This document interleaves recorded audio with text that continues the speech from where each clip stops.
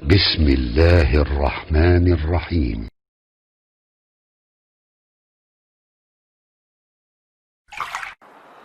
Assalamualaikum warahmatullahi wabarakatuh. Pak Ustaz, apakah ada dalam Islam tentang syariat, tarekat, dan ma'rifah? Jika ada, tolong dijelaskan Pak. Ada? Itu istilah. Ya, syariat itu ada. Kalau nggak ada syariat, bagaimana kita ibadah? Ya, ada syariat. Syariat itu cara ibadah. Syara'a lakum minad dini, ya? Kami telah syariatkan dalam agama. Ma wassa bihi Nuh, yang telah kami wasiatkan kepada Nuh, serta juga nabi-nabi yang lainnya. Di teman-teman sekalian, din agamanya, syariat, cara mengerjakan isi agamanya. Syariat itu asalnya dari kata syara', artinya jalan. Jalan menuju Allah. Apa bentuk syariat? Syariat itu bentuknya ibadah. Ilmunya disebut dengan fiqih. Di ketika Allah menetapkan agama, Quran surah 3 ayat 19, Innad dina indallahil Islam. Ya, agama yang diridhai oleh Allah itu cuma Islam. Kemudian memberi jalan bagaimana berislam yang baik. Maka diberikan jalan dengan jalan syariat. Syariat itu isinya ibadah. Makanya ketika ditanya tentang Islam, Nabi SAW oleh malaikat Jibril, disebutkan di hadis Muslim, nomor hadis yang ke-8, di jilid yang pertama, rawinya sahabat Umar bin Khattab radhiyallahu ta'ala anhu, posisi paling kiri sebelah atas di kitabnya. Ketika ditanya mal Islam, apa itu Islam? Dijawab dengan syariat. Antasyhada an la ilaha illallah wa anna Muhammadar Rasulullah, ibadah lisan. Wa tuqimas salat, salat, wa tu'tiyaz zakat, zakat, wa tasuma Ramadan, puasa, wa tahujjal baita in istata'ta ilaihi sabila, dan tunaikan haji sesuai dengan kemampuan Anda, berusaha untuk mampu mewujudkan dia. Itu syariat namanya. Jadi kalau disebutkan syariat itu maksudnya salat, maksudnya puasa, maksudnya haji. Jadi kalau ada bahasa menegakkan syariat Islam, harus. Kalau ada yang nggak mau menegakkan syariat Islam, namanya bukan orang Islam. Ya, syariat itu sholat. Jangan takut dengan syariat Islam. Ya, orang-orang menegakkan syariat Islam itu artinya mau ibadah. Sholat itu syariat Islam. Baik, puasa itu syariat Islam. Jadi kalau ada yang mengatakan tidak boleh berlaku syariat Islam, orang itu aneh. Aneh dia, apalagi kalau diucapkan oleh orang Islam. Nggak sehat dia. Dia sedang kurang sehat, mungkin terlampau lelah dia. Ya, mohon maaf. Kalau orang Islam mengatakan tidak boleh berlaku syariat Islam, artinya orang aneh. Syariat Islam itu artinya ibadah. Dia melarang ibadah. Lihat teman-teman sekalian. Jadi jangan dulu kita terlampau tinggi-tinggi memahami sesuatu. Ingat baik-baik. Syariat itu diterapkan sesuai dengan keadaan kita, sesuai dengan tuntutannya. Tuntutan bagi kita personal itu ibadah. Sholat itu ibadah. Zakat ibadah. Puasa ibadah. Ibadah itu diterjemahkan dalam bentuk perilaku. Orang yang sholatnya bagus, akhlaknya mulia, kata-katanya bagus. Jadi ketika kata-kata Anda baik itu, Anda sedang mengerjakan syariat Islam. Ketika Anda jujur, Anda sedang menegakkan syariat Islam. Ketika Anda tidak korupsi, Anda sedang menegakkan syariat Islam. Jadi kalau ada orang Islam korupsi, dia sedang menentang syariat agama. Ya. Ketika ada orang Islam misalnya bohong, itu sedang menentang syariat agamanya. Jadi kalau syariat dipraktikkan, aman kehidupan dunia ini. Aman. Coba lihat, di Islam itu bunuh saja satu orang. Kata Al-Quran, lihat ya, Quran surah misalnya. Kita ambil Quran surah keempat An-Nisa dari ayat 92. Bahkan 90 sampai 92-nya. Itu kalau orang paham baca ayat ini, maaf ya, lihat baik-baik. Wa may yaqtul mu'minan muta'ammida fajaza'uhu jahannam.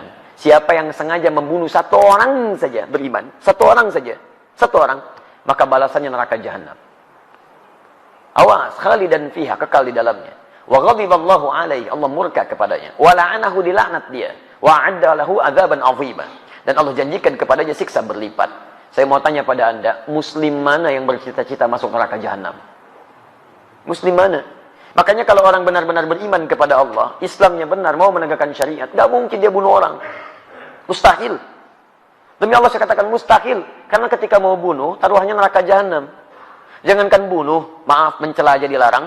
Quran surah 49 ayat 12. Ya ayyuhalladzina amanu la yaskhar qaumin qaum. Jangan saling cela.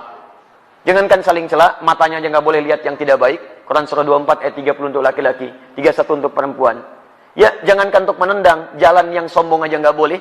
Quran surah 31 ayat 18, wala tamshi fil ardi maraha. Ayo jangankan korupsi, mau curang aja nggak boleh.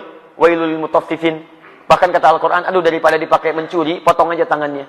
As-sariqu was-sariqatu faqtu aydiyahuma. Pencuri laki-laki perempuan, daripada tangannya dipakai perbuatan kotor, potong aja tangannya. Paham ya? Jadi kalau orang menegakkan syariat Islam dengan baik, aman, polisi tenang tugasnya. Wah, santai aja minum teh.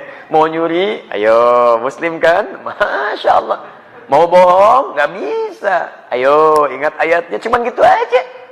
Gampang tugasnya, Masya Allah, nggak ada pekerjaan itu. Baik, jadi tenang teman-teman sekalian, nyaman kita. Silakan cek zaman Nabi, berapa banyak tingkat pencurian terjadi. Cek zaman sahabat dan sebagainya. Lapas gak akan penuh kayak sekarang. Sekarang membludak dan sebagainya. Ya kalau orang paham, gagal mencuri, gagal ini, gagal itu, gak akan bisa. Ujung-ujungnya apa? Ujung-ujungnya tenang kehidupan kita. Itu syariat namanya. Baik, cara untuk mengerjakan syariat disebut thariqah. Thariqah itu jalan, cara. Bagaimana caranya? Belajar dengan ilmu. Dengan ilmu.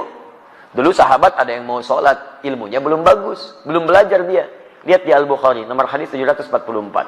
Nomor hadis di Muslim 397. Anda punya 10 salam yang versi bahasa Arab, ya, lihat jilid kedua, halaman 31.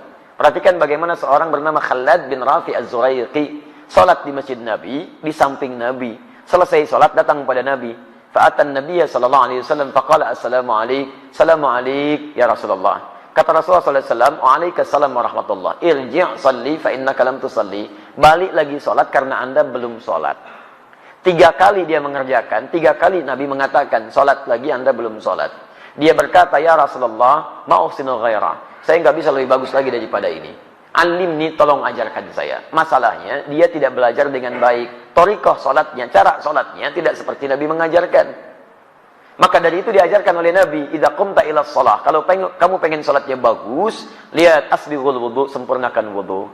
Tsumma istaqbilil qiblah, menghadap kiblat yang benar. Kemudian takbir sampai dengan salam. Diajarkan oleh Nabi. Di thariqah itu cara beribadah dengan baik. Caranya bagaimana? Belajar berilmu. Maka turun ayat-ayat tentang belajar. Nabi aja belajar. Turun Quran 96 ayat 1 sampai 5. Iqra bismi rabbikal ladzi khalaq. Turun Quran surah 9 ayat 122. Wa ma kana al-mu'minuna liyanfiru kaffah. Falawla nafara min kulli firqatin minhum ta'ifah liyatafaqahu fid din. Turun Quran surah 58 ayat ke-11. Ya ayyuhalladzina amanu idza qila lakum tafassahu fil majalis fafsahu yafsahillahu lakum. Banyak ayat Quran dan hadis mengatakan itu semua. Ya, muncul hadis misalnya hadis riwayat Al-Bukhari nomor hadis 71 di Kitabul Ilmi, posisi paling kiri sebelah atas di kitabnya. Riwayat Abu Hurairah radhiyallahu taala anhu, "Man yuridillahu bihi khairan yufaqihu fid din."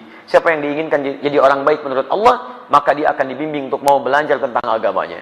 Hadis riwayat Ibnu Majah nomor hadis 233 dari Abu Darda radhiyallahu taala anhu, "Man salaka tariqan yaltamisu fihi ilman, sakhalallahu lahu tariqan ilal jannah." Siapa yang mau menyiapkan dirinya menempuh jalan untuk belajar tuntunan agamanya, maka akan dimudahkan jalannya dia untuk ke surga. Salaka tariqan, jelas kalimat habisnya. Tariqah. Man salaka tariqan tariqah.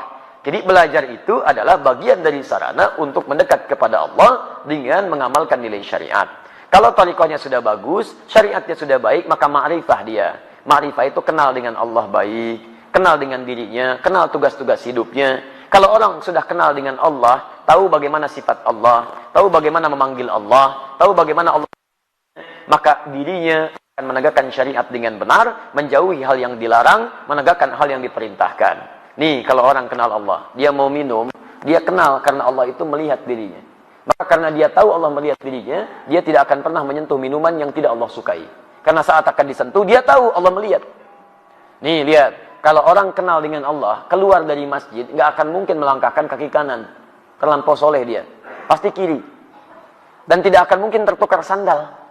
Karena ketika akan dipakai, dia tahu Allah tidak ridha dengan menggunakan hal yang tidak Allah sukai. Silahkan. Kalau Anda tidak percaya, hati Anda pun pasti akan menolak. Coba iseng-iseng ya. Begitu keluar dari sini, pakai alas kaki orang lain. Pakai alas kaki orang lain. Begitu Anda pakai, hati Anda akan mengatakan, itu bukan punya kamu. Jangan lakukan. Jadi hati Anda aja menolak. Apalagi orang yang sudah kenal dengan Allah. Sudah kenal itu, wah, baru lihat aja. Sendalnya nggak ada. Dia nggak akan pakai sendal orang lain. Takut. Takutnya bukan takut karena yang dipakai bukan punya dia, bukan. Takutnya takut kalau Allah murka dengan diri. Nih lihat, kalau orang kenal dengan Allah, mau sholat aja, persiapannya banyak. Quran surah 7 ayat 31. Ya bani Adam khudhu zinatakum inda kulli masjid. Ya anak cucu Adam, kalau ada panggilan dari masjid, kenakan pakaian terbaikmu. Dia dipanggil, diundang sama manusia. Bahkan cari bahan dulu, dijahit dulu, pakaiannya bagus, ada pakai batik, sepatunya baru berangkat. Dipanggil oleh orang manusia, pakaian bagus. Dipanggil oleh yang menciptakan manusia. Bagaimana kira-kira penampilannya? Maka orang yang kenal dengan Allah, dia akan kenakan pakaian terbaiknya. Malu kalau menghadap Allah, pakaiannya tidak disukai oleh Allah Subhanahu wa ta'ala. Malu kalau bacaannya itu kurang bagus di hadapan Allah. Menghadap pada manusia, bacaan ditata. Kadang-kadang bikin konsep. Begitu saya berhadapan dengan manusia, masih pakai konsep juga.